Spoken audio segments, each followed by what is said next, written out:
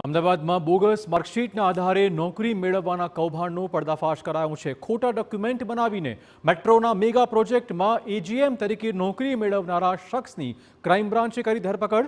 આરોપીએ ભાગીદારીમાં કંપની ખોલી કન્સ્ટ્રક્શનનો ધંધો કરવાના બહાને પોતાના મિત્ર પાસેથી દસ્તાવેજ અને આઈડી પ્રૂફ માંગ્યા હતા અને બાદમાં ડિગ્રી સર્ટિફિકેટ બનાવી અલગ અલગ કંપનીના લેટર પેડ પર એક્સપિરિયન્સ સર્ટિફિકેટના ખોટા દસ્તાવેજ બનાવ્યા હતા, જેના આધારે અમદાવાદ મેટ્રોમાં એજીએમ તરીકે નોકરી મેળવી હતી।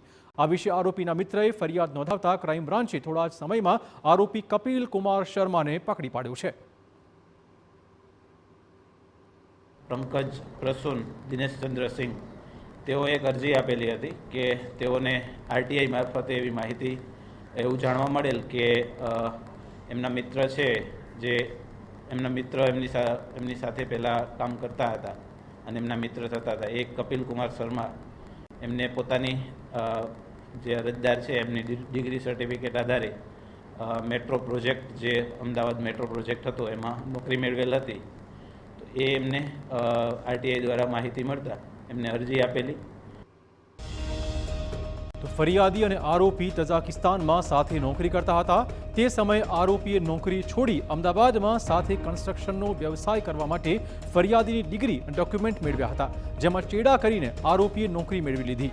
આરોપી કપિલની ધરપકડ કરી તપાસ કરાતા હકીકત સામે આવી કે આરોપી વિરુદ્ધ અગાઉ વર્ષ 2024માં પણ મધ્યપ્રદેશના પોલીસ સ્ટેશનમાં પણ છેતરપિંડી અને બોગસ દસ્તાવેજના 2 ગુના નોંધાયેલા હતા। તપાસ દરમિયાન છે એવું જણાયેલ કે આ કામના આરોપી જે કપિલ શર્મા છે તેઓ અગાઉ